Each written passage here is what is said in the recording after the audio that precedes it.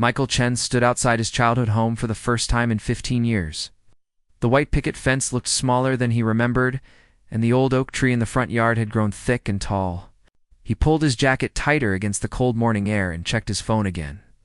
The funeral service would start in 2 hours, but he needed this moment alone first. His mother had passed away 3 days ago. Heart attack, quick and painless, the doctor said.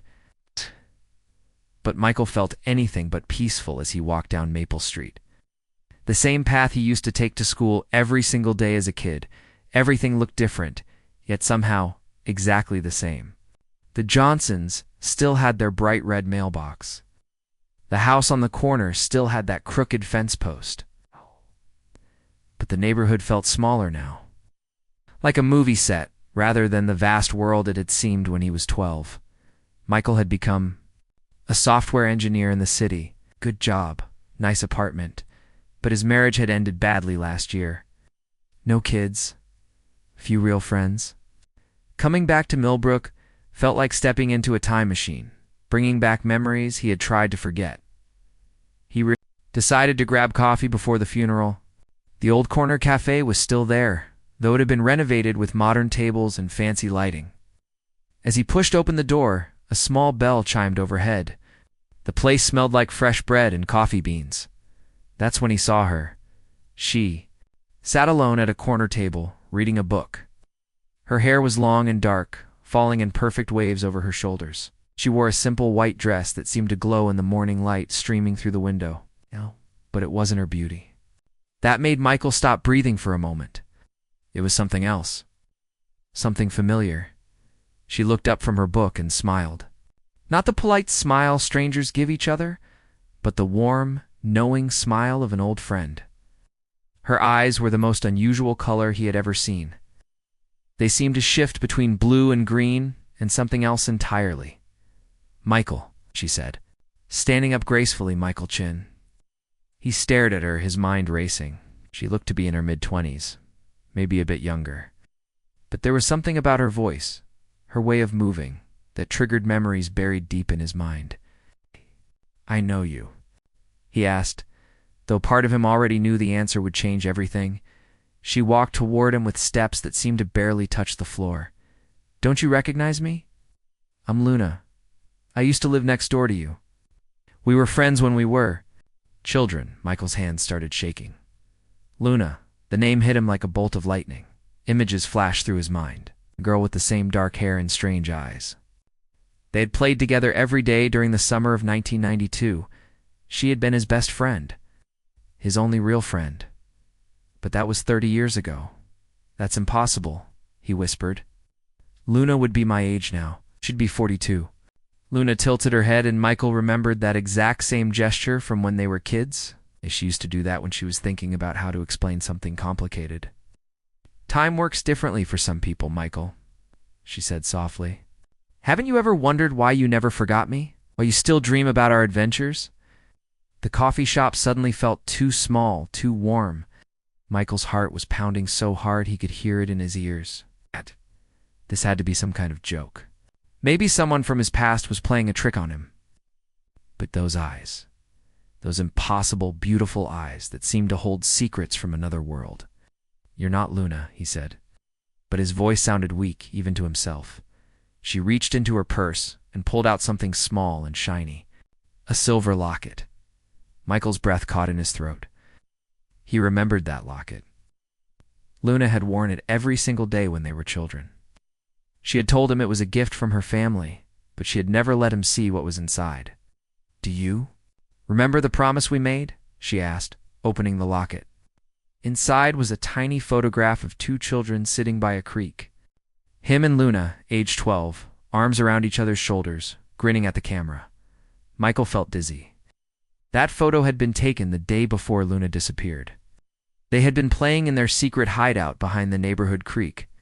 She had made him promise that no matter what happened, he would always remember their friendship.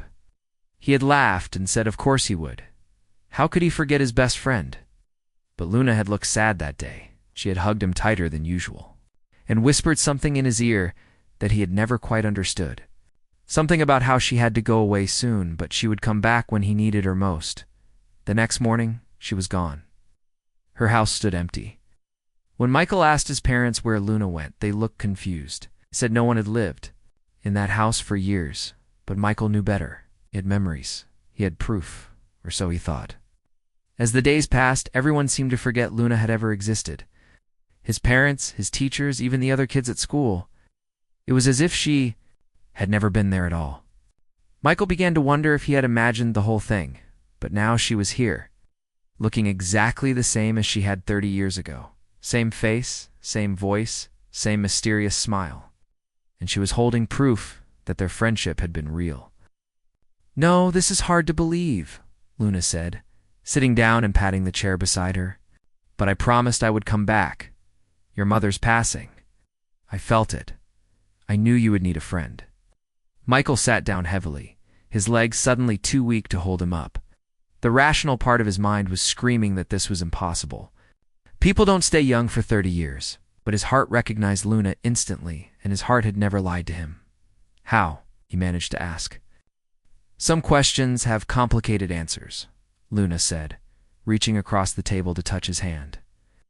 Her skin felt warm and real, but there was something else, slight tingling, like touching a gentle electric current.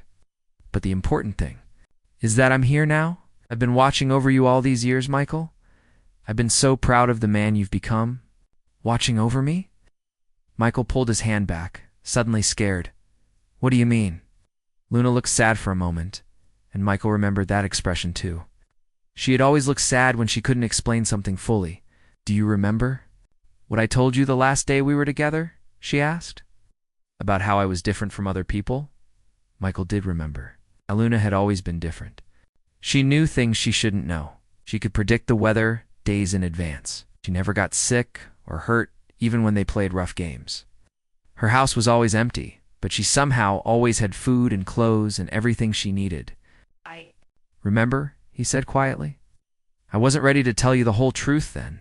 You were just a child, but you're ready now." Luna stood up and walked to the window. The morning light seemed to gather around her, making her look almost like she was glowing. "I need to show you something. Something about who I really am and why I had to leave." She turned back to him with those impossible eyes, and Michael felt his world beginning to shift. Whatever Luna was about to tell him, he knew his life would never be the same. "Meet me tonight at our old place," she said. "The cave behind the creek. You remember where it is, don't you?" Michael nodded.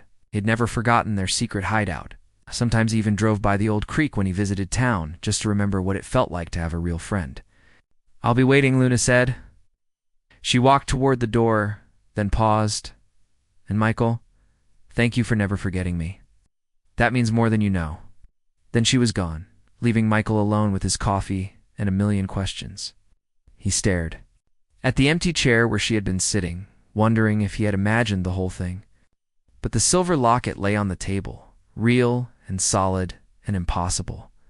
He picked it up and looked at the photograph inside. 2 children, best friends, innocent and happy.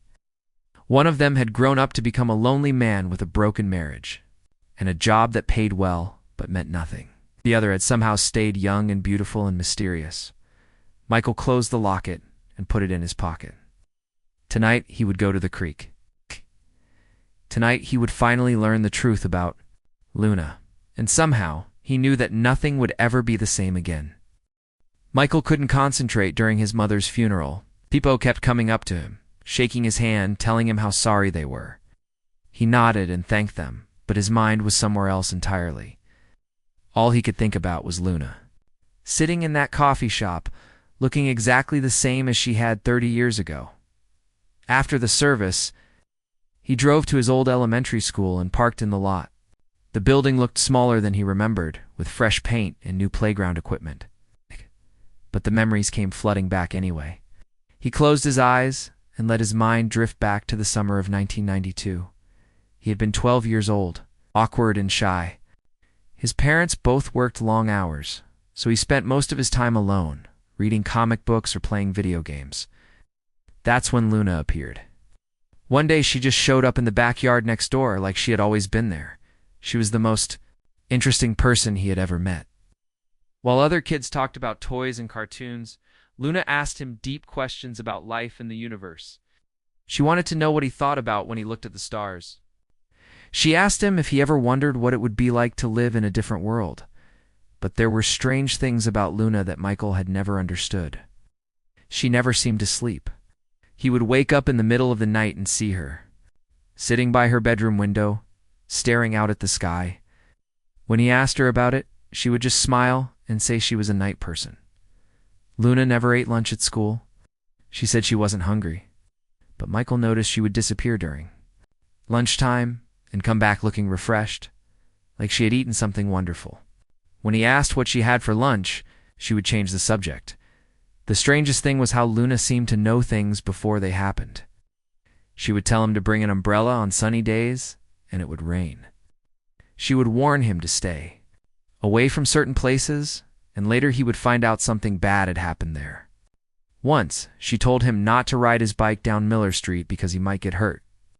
He ignored her and crashed into a pothole, scraping his knee badly. Michael opened his eyes and started the car. He needed to see Luna's old house again. Maybe being there would help him understand what was happening. The drive took only 10 minutes, but it felt like traveling through time. He parked across the street from the house where Luna used to live. It was a small white house with green shutters and a tiny front porch, but something was wrong. The yard was overgrown with weeds. The windows were boarded up. For sale sign in the front yard looked old and faded. He walked up to the front door and peered through a crack in the boards. The house was completely empty inside. Dust covered everything. It looked like no one had lived there for years. "Can I help you?" A voice called out. Michael turned around to see an elderly woman watching him from the next yard. She was using a walker and looked to be in her 80s. "I'm sorry," Michael said. "I used to live in this neighborhood as a kid. I was just remembering. An old friend who lived here."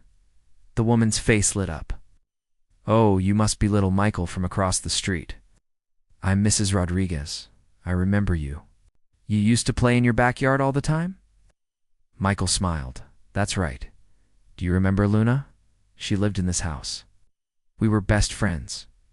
Mrs. Rodriguez looked confused. "Luna? Honey, this house has been empty for as long as I can remember. The bank has been trying to sell it for 20 years, but something always goes wrong. People say it's cursed or something." "But that's impossible," Michael said. "I remember playing with Luna every day that summer. She definitely lived here." The old woman shook her head. "I've lived on this street for 40 years, sweetie. Trust me, I would remember a little girl. Are you sure you have the right house?" Michael felt cold all over. This was the right house. He was absolutely sure. But Mrs. Rodriguez seemed so certain that no one had ever lived there. "Maybe I'm confused," he said weakly. "Thank you anyway." He walked back to his car, his mind spinning. How could everyone forget Luna? It was like she had been erased from history. But Michael knew she was real. He had the locket to prove it. He drove to the creek behind the neighborhood. The path was overgrown now, but he found his way to their secret hideout. It was a small cave formed by rocks and fallen trees, hidden behind thick bushes. As a kid, it had seemed like a magical fortress. Now it just looked like a dirty hole in the ground. Michael crawled inside and looked around. To his amazement, their old things were still there. A wooden box they had used to store treasures. 2 small chairs they had made from tree stumps. Even the old blanket they used to sit on was still folded in the corner. He opened the wooden box with shaking hands. Inside were all the things they had collected that summer. Smooth stones from the creek. A bird's nest they had found. Comic books he had shared with Luna. And at the bottom, wrapped in a piece of cloth, was his old diary. Michael had forgotten about the diary he used to write. In it every day, recording their adventures and drawing pictures of their games. He opened it carefully and flipped through the pages. There were dozens of drawings of Luna, pictures of them playing together, swimming in the creek, exploring the woods. But the drawings were wrong somehow. In every picture, Luna looked exactly the same as she had in the coffee shop that morning. Not like a 12-year-old girl, but like a young woman. Even as a child, he had drawn her with that same mysterious beauty, those same impossible eyes. He read some of his old entries. Luna taught me about the stars today. She knows all their names and how far away they are. She's the smartest person I've ever met. Another entry said, Luna can run faster than anyone. She never gets tired. I wish I could be like her. But the last entry was different. It was dated August 15th, 1992. The handwriting was shaky, like he had been upset while writing it. Luna told me she has to go away. She says her family needs her to come home. But she won't tell me where home is. She made me promise to never forget her. She said someday she would come back when I needed her most. She gave me a hug and it felt warm and tingly. I'm going to miss her so much.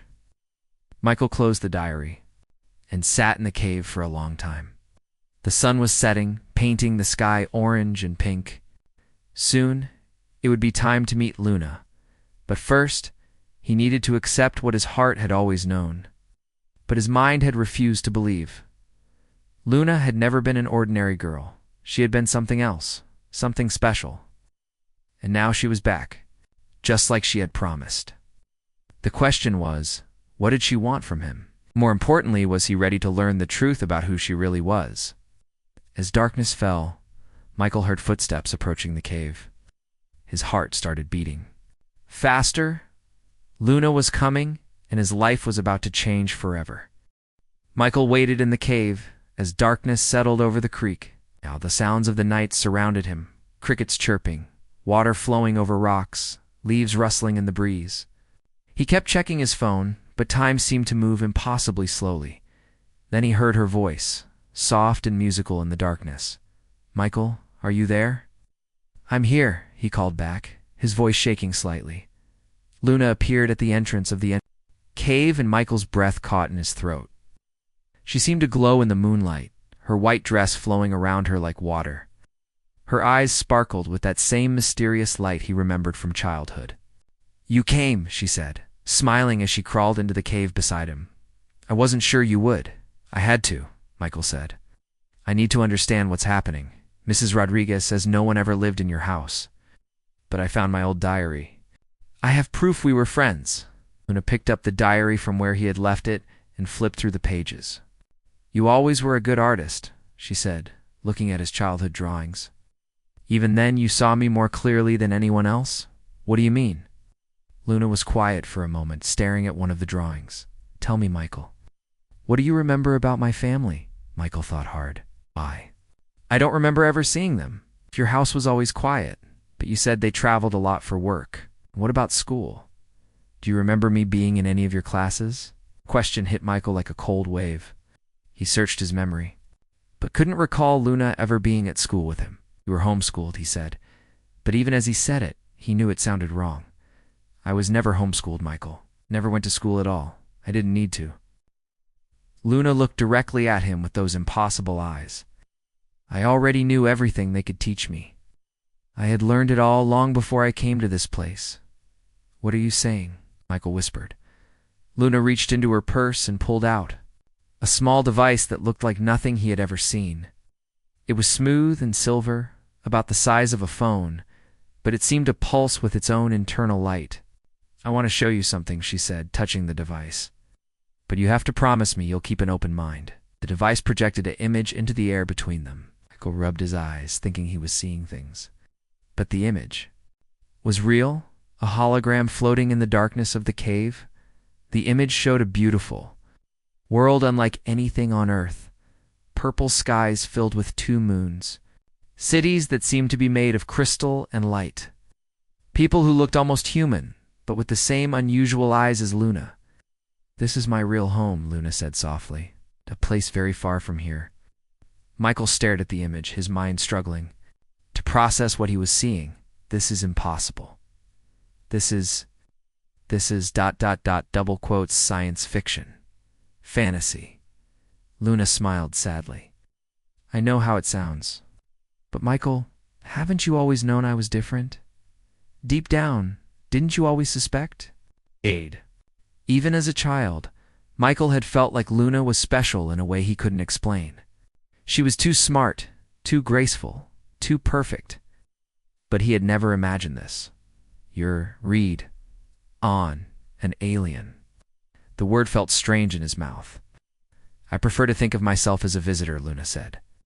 My people have been coming to Earth for a very long time. We study different worlds, learn about other forms of life. I was sent here as a child to learn about humans. But why? Why did you become my friend? Luna's expression grew tender. That wasn't part of the plan. I was supposed to observe from a distance, take notes, report back to my people. But you were so lonely, Michael, so kind.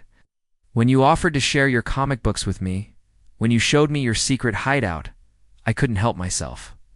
I wanted to be your friend. Michael felt tears building in his eyes. So our friendship was just ... research. No, Luna said quickly, reaching for his hand. That's exactly what it wasn't. My feelings for you are real. You became the most important person in my world. Then why did you leave? Luna looked down at their joined hands. Because I was getting too attached. My people began to notice that I was spending all my time with one human boy instead of studying your species as a whole. They called me back. For 30 years. Time moves differently where I come from. What felt like 30 years to you was only a few months for me. But I watched you, Michael. I kept track of your life. So you graduate from college, get your first job, get married.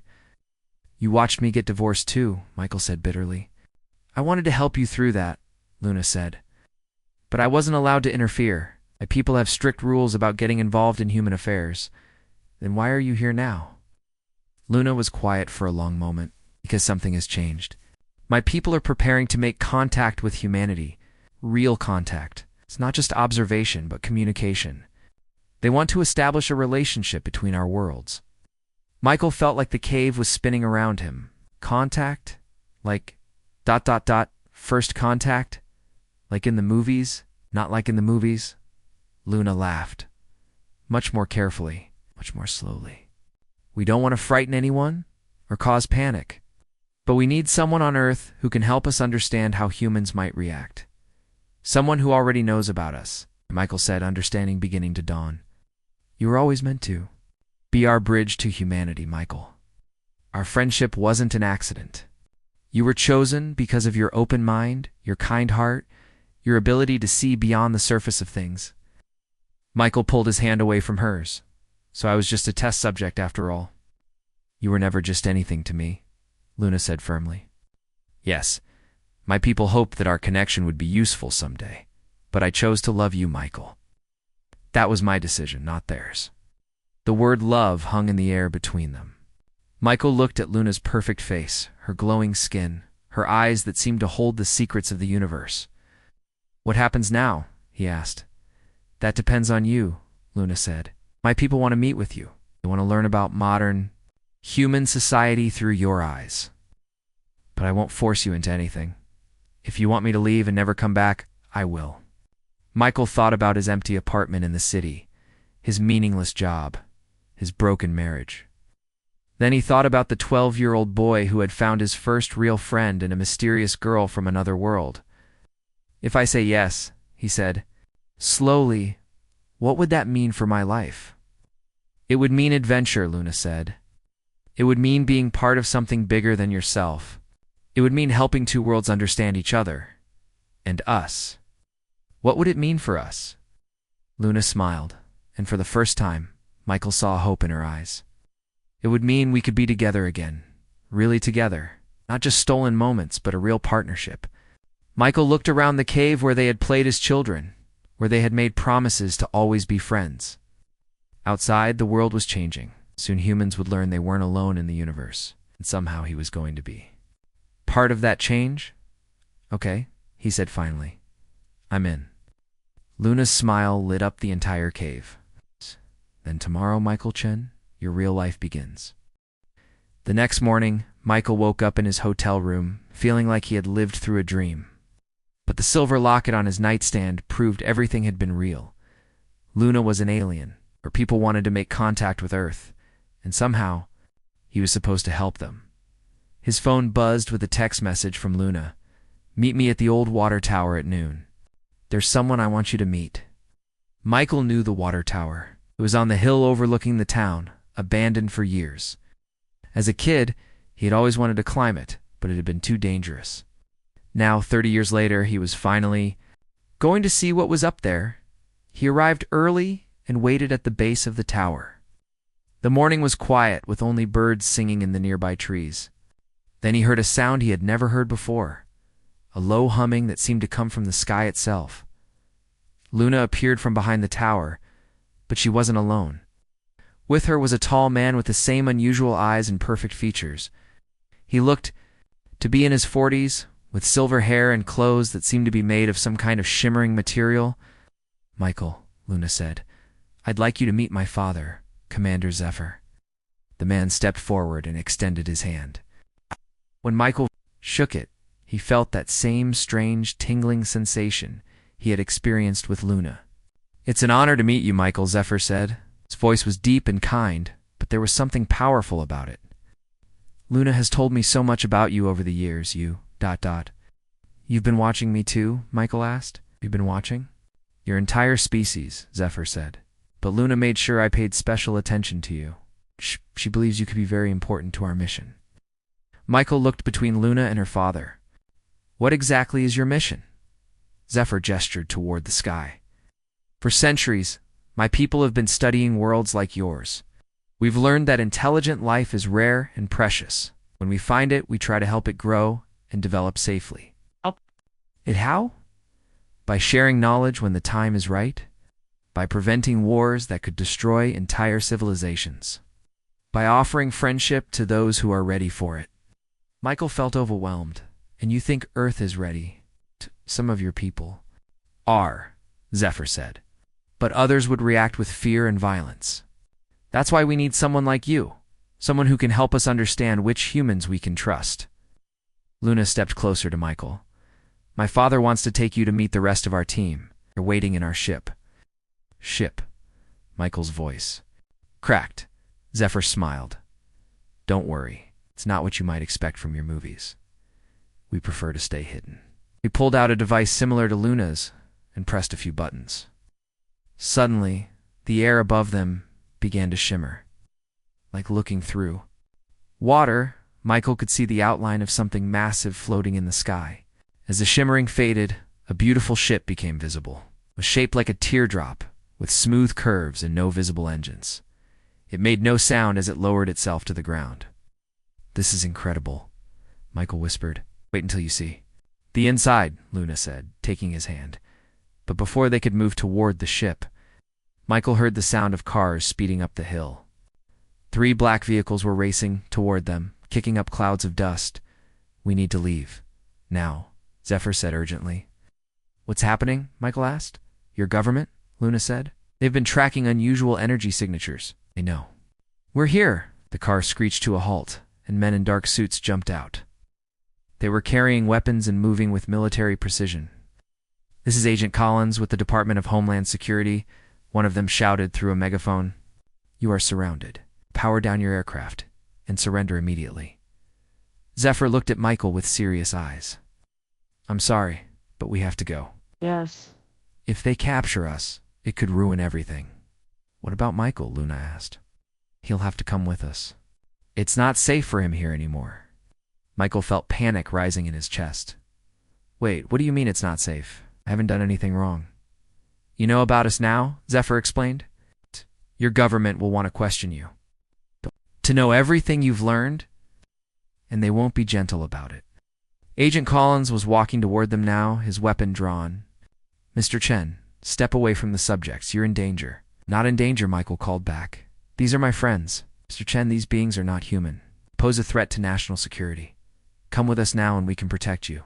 He looked at the agent, then at Luna and her father.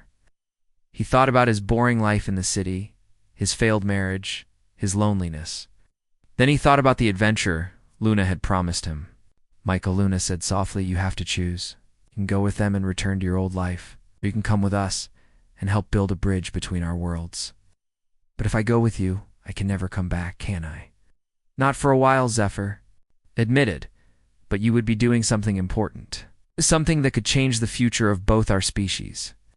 More agents were approaching now, surrounding them. Michael could see fear in their eyes, but also determination. They thought they were protecting Earth from an invasion. They don't understand, Michael said. No, they don't, Luna agreed. Dodd, but maybe someday they will. If we can show them that, peaceful contact is possible. Agent Collins was getting closer. Mr. Chen, last warning. Step away from the subjects. Michael made his decision. He stepped closer to Luna and took her hand. I'm going with them. Michael, no, Agent Collins shouted. You don't know what you're doing. Yes, I do, Michael said firmly. For the first time in my life, I know exactly what I'm doing. The agents started running toward them, but Zephyr activated another device. A shimmering barrier appeared around them, stopping the agents in their tracks. We need to board the ship now, Zephyr said, as they walked toward the spacecraft. Michael heard Agent Collins shouting into his radio. The subjects are escaping with the civilian. I repeat, they have taken Michael Chen. The ship's door opened. Silently, revealing a interior that looked like it was made of living light. Everything was smooth and organic, like the inside of a beautiful shell. Welcome aboard, Luna said, squeezing his hand.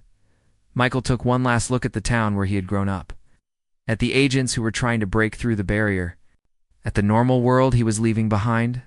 Then he stepped into the ship, and the door closed behind him as they lifted off. Michael felt a strange mixture of fear and excitement. He was flying in an alien spacecraft, about to meet beings from another world.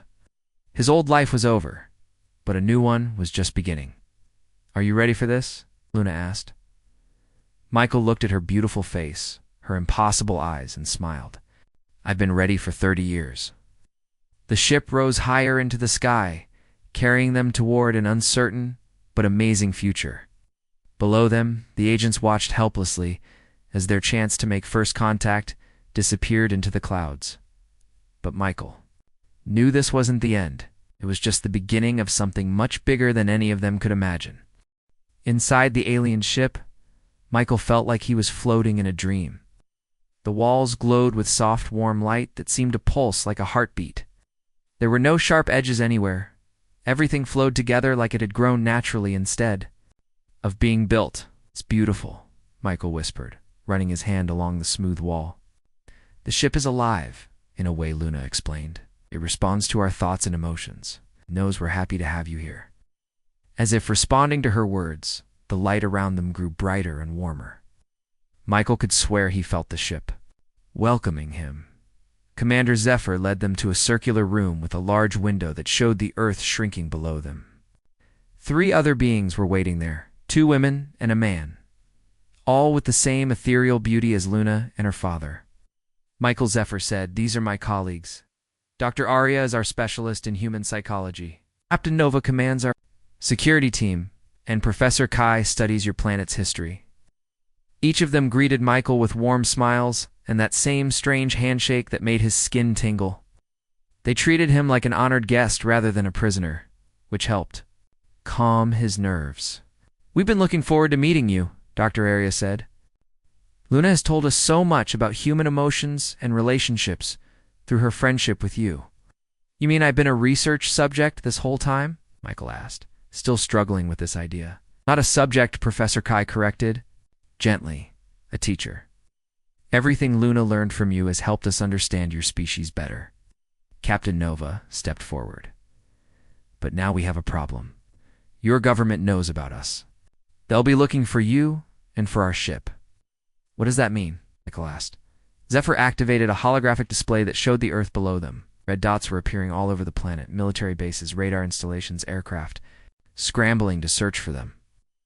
"It means our original plan for slow, careful contact has been compromised," Zephyr said. "We have to decide what to do next." "What are the options?" Michael asked. "We could leave," Luna said sadly. "Go back to our home world and wait another 100 years before trying again. Or we could accelerate our timeline," Dr. Arya added. "Make contact now, while we have you to help us communicate with your leaders." Michael looked around the room at these beings who had traveled across the galaxy to meet humanity. "What would you want me to do?" "We want you to be our ambassador," Zephyr said. "Help us arrange a meeting with your world leaders. Show them that we come in peace." Michael protested. I'm just a computer programmer. From a small town? Nobody important. You're important to us, Luna said, taking his hand. And sometimes, the most important changes come from ordinary people doing extraordinary things. Before Michael could respond, alarms began sounding throughout the ship. Captain Nova rushed to a control panel that materialized from the wall at her touch. 6 fighter jets approaching from the southeast, she reported. They're trying to intercept us. Can they catch us? Michael asked. Not with their current technology, Zephyr said. But if we run, it will only make your military more suspicious and afraid. Michael walked to the window and looked down at the earth. Somewhere down there, people were panicking. Military commanders were making decisions that could affect the future of both species. And somehow, he was supposed to help fix it. What if I go back? He said suddenly. Everyone looked at him in surprise. What do you mean? Luna asked. If you drop me off somewhere safe and I contact the government myself, I could tell them about you, arrange a proper meeting. That's very dangerous, Captain Nova said. They might not believe you. They might think you're crazy or lying. They might arrest you, Dr. Arya added. Your government doesn't always treat people kindly when they know inconvenient truths. Michael thought about Agent Collins and his team, how ready they had been to use violence. But he also thought about all the science fiction movies he had watched, where first contact always went wrong because of fear and misunderstanding. Maybe, he said, but somebody has to try. Maybe it's better coming from a human than from you directly. Luna looked upset. I just got you back. I don't want to lose you again. Won't lose me, Michael said, squeezing her hand.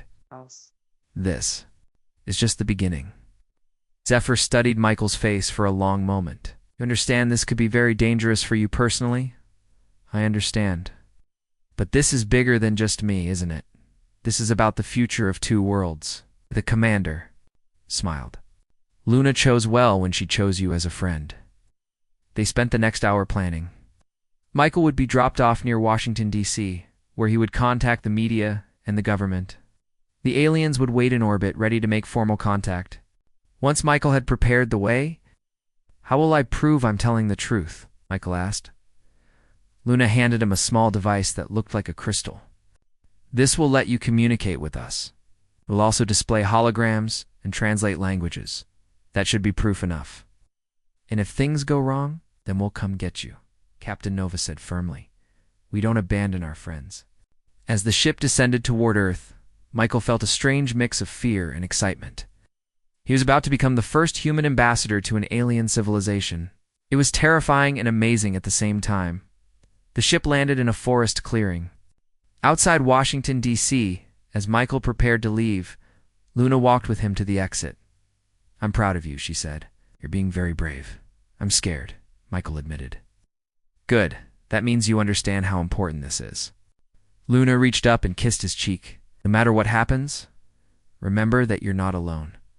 We'll be watching over you. Michael stepped out of the ship and felt Earth's gravity pull him down. The night air was cool and familiar after the warm, alien atmosphere of the spacecraft. Luna, he called back. When this is all over, when our worlds are friends, ... Yes, she asked. Would you maybe want to stay on Earth for a while? I know this great little coffee shop. Luna's laugh was like music. I'd like that very much. The ship's door closed, and Michael watched as it disappeared into the night sky. Then he turned toward the distant glow of the city lights and started walking. Somewhere out there, history was waiting for him to write it. And for the first time in his life, Michael Chen felt like he was exactly where he belonged, standing between 2 worlds, ready to help them understand each other. The stars above him seemed brighter than usual, and Michael realized that one of them was Luna, waiting for him to succeed. He wouldn't let her down. He wouldn't let either world down. Tomorrow, everything would change. But tonight, he was just a man walking through the forest, carrying the hopes of 2 civilizations in his pocket and the memory of his oldest friend in his heart. The future was uncertain, but it was full of possibilities. That was enough.